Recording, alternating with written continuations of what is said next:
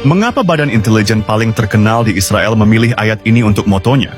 Ayat ini bukan sekadar hiasan atau kutipan acak. Ia diambil langsung dari Alkitab dan terpatri di lambang resmi Mossad, seolah menjadi jantung dari identitas mereka. Bagi sebagian orang ini hanyalah kalimat rohani.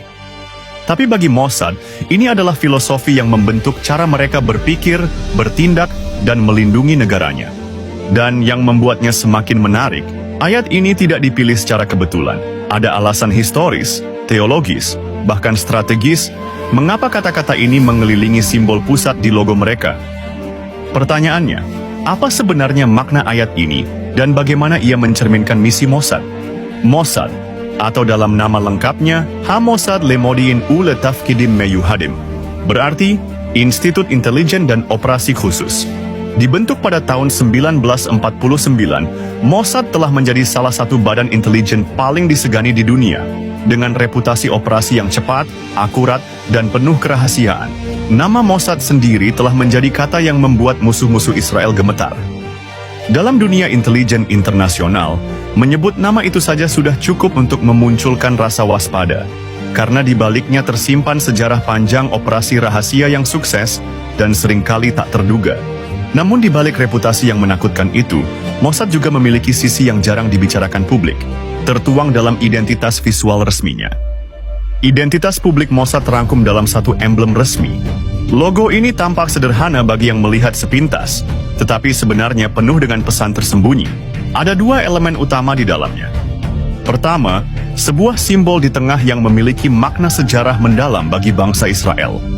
Kedua, lingkaran teks dalam bahasa Ibrani yang mengelilingi simbol itu. Ayat yang tadi kita singgung di awal yang akan kita ungkap maknanya nanti. Logo ini bukan hanya tanda pengenal. Ia adalah pernyataan doktrin, sebuah pengingat akan sejarah panjang bangsa Israel, dan sekaligus deklarasi misi bagi para agen yang mengabdi di dalamnya. Di pusat logo Mossad, berdiri sebuah menorah, kandil bercabang 7, yang sudah dikenal sebagai salah satu simbol paling sakral dalam sejarah Israel. Namun yang membuatnya unik, menorah ini bukan sekadar ilustrasi sembarangan. Mossad memilih menggambar menorah persis seperti yang terpahat di gerbang Titus, sebuah monumen di Roma yang dibangun pada abad pertama Masehi. Gerbang Titus didirikan untuk merayakan kemenangan Kekaisaran Romawi atas Yudea pada tahun 70 Masehi. Pada reliefnya, terlihat prajurit Romawi mengarak harta rampasan dari bait suci kedua di Yerusalem, dan menorah menjadi objek yang paling menonjol. Bagi bangsa Yahudi, pemandangan itu adalah simbol kekalahan terbesar dalam sejarah mereka. Kehancuran rumah ibadah pusat, awal dari diaspora panjang, dan hilangnya kedaulatan selama berabad-abad. Dengan menempatkan menorah itu di jantung logo Mossad, Israel modern melakukan sebuah pembalikan makna yang luar biasa. Apa yang dahulu diarak sebagai rampasan perang, kini direbut kembali sebagai lambang kedaulatan. Pesan yang disampaikan jelas, apa yang pernah direbut dari kami, kini telah kembali. Dan kami memiliki kekuatan untuk memastikan hal itu tidak akan terjadi lagi. Mengelilingi menorah itu, ada deretan huruf Ibrani yang membentuk satu kalimat utuh. Bagi mata yang tidak terbiasa, ini mungkin hanya terlihat seperti tulisan dekoratif. Namun sebenarnya inilah inti pesan yang ingin disampaikan Mossad kepada dunia. Tulisan itu adalah kutipan langsung dari Alkitab, tepatnya dari kitab Amsal pasal 11 ayat 14. Di dalam bahasa Ibrani tertulis, Ba'ein tahbulfot, yipal am, vate eshvah, brob, yivo ets. Jika diterjemahkan ke dalam bahasa Indonesia, terjemahan baru, jikalau tidak ada pimpinan, jatuhlah bangsa, tetapi jikalau penasihat banyak, keselamatan ada. Sekilas, ayat ini berbicara tentang pentingnya kepemimpinan dan nasihat. Tetapi bagi Mossad, maknanya jauh lebih dalam. Kata-kata ini menjadi filosofi kerja mereka. Sebuah penegasan bahwa kelangsungan hidup bangsa bergantung pada strategi yang tepat dan kolaborasi para penasihat yang ahli. Ada dua kata kunci dalam ayat ini yang memegang peranan penting, tahbulot dan tishu'ah. Keduanya menyimpan makna yang kaya, dan ketika dipahami dalam konteks aslinya, akan membuka cara Mossad menafsirkan ayat ini. Pertama, tahbulot. Secara harfiah, kata ini berasal dari dunia pelayaran, merujuk pada tali temali atau kendali kapal. Artinya berkembang menjadi pengendalian arah, pimpinan, bimbingan strategis, bahkan siasat. Kata ini memiliki dua wajah. Di hadapan publik, ia terdengar seperti pimpinan bijak, Tetapi bagi para agen intelijen, ia juga berarti kelicikan strategis atau perencanaan licin yang diperlukan untuk mengalahkan lawan. Kedua, Tishuan. Kata ini sering diterjemahkan sebagai keselamatan, tetapi nuansinya lebih aktif, mencakup pembebasan, penyelamatan, atau kemenangan. Bukan sekadar bertahan dari ancaman, tetapi meraih hasil positif di tengah situasi sulit, bahkan konflik. Ketika kedua kata ini disatukan, pesannya menjadi jelas. Tanpa strategi yang tepat, tahbulot, sebuah bangsa akan jatuh. Tetapi dengan banyak penasihat yang ahli, akan ada kemenangan, Tishua, yang bukan hanya berlaku untuk kehidupan pribadi, tetapi juga untuk kesejahteraan sebuah bangsa. Kitab Amsal adalah bagian dari sastra hikmat dalam Alkitab. Kumpulan nasihat praktis yang bukan hanya berlaku untuk kehidupan pribadi, tetapi juga untuk kesejahteraan sebuah bangsa. Amsal 11 ayat 14, secara khusus berbicara tentang urusan pemerintahan dan kepemimpinan kolektif. Ayat ini mengingatkan bahwa sebuah bangsa akan hancur jika hanya bergantung pada satu suara atau satu visi.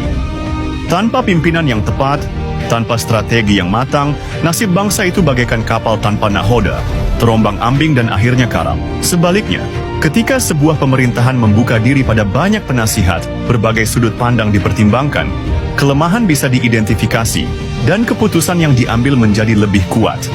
Bagi Mossad, prinsip ini bukan sekadar teori.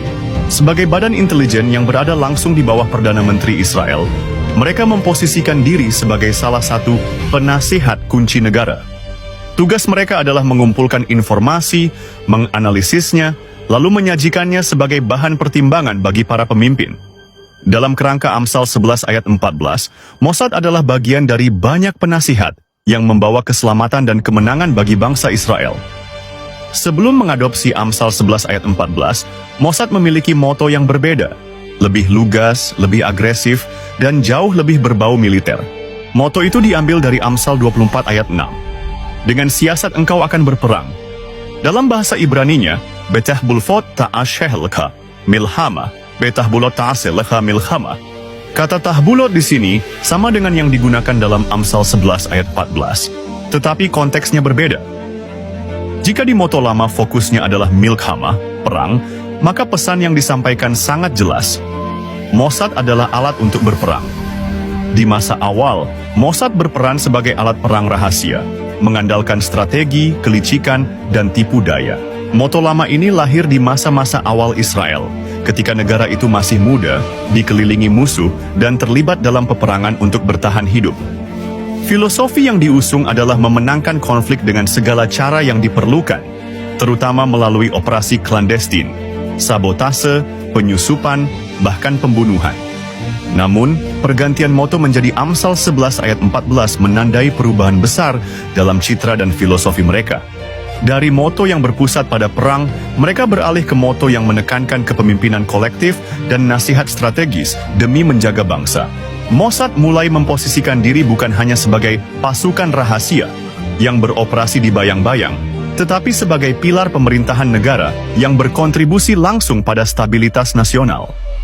Perubahan moto dari Amsal 24 ayat 6 ke Amsal 11 ayat 14 bukanlah kebetulan atau sekadar estetika.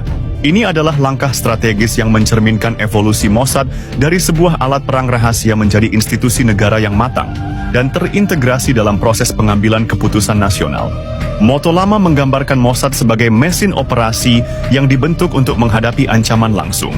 Fokusnya tajam pada milhama, perang, dan menang dengan strategi licik. Namun seiring berjalannya waktu, Israel tidak lagi berada dalam fase sekadar bertahan hidup setiap hari. Tantangannya berubah.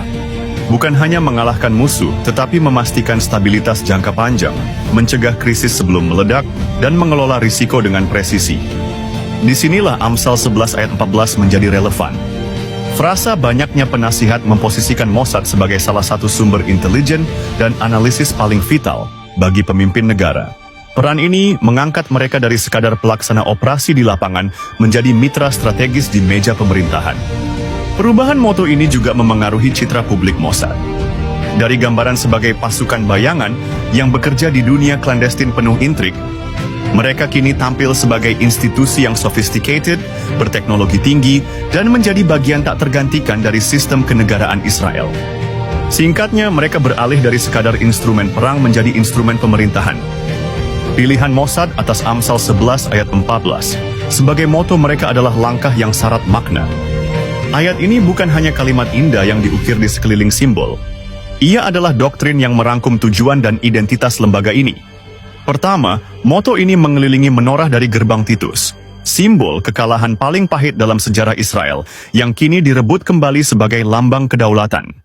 Kedua, ia menggunakan kata tahbulot, yang mengandung nuansa strategi, kelicikan, dan perencanaan, mengakui sifat alami pekerjaan intelijen sambil membingkainya dalam tujuan yang lebih tinggi. Ketiga, ayat ini menggeser fokus dari peperangan langsung menuju peran strategis, memberi nasihat dan informasi vital demi kelangsungan hidup bangsa. Perubahan dari moto lama, yang tegas berfokus pada perang, ke moto baru ini mencerminkan pendewasaan Mossad sebagai pilar negara. Kini, mereka memposisikan diri bukan sekadar sebagai eksekutor operasi rahasia, tetapi sebagai penasihat strategis yang memastikan bangsa Israel tidak hanya bertahan, tetapi juga berkembang. Dan di balik semua itu, pesan yang tersirat jelas. Kekuatan sebuah bangsa tidak hanya terletak pada senjatanya, tetapi pada kebijaksanaan dan strategi yang lahir dari banyak penasihat,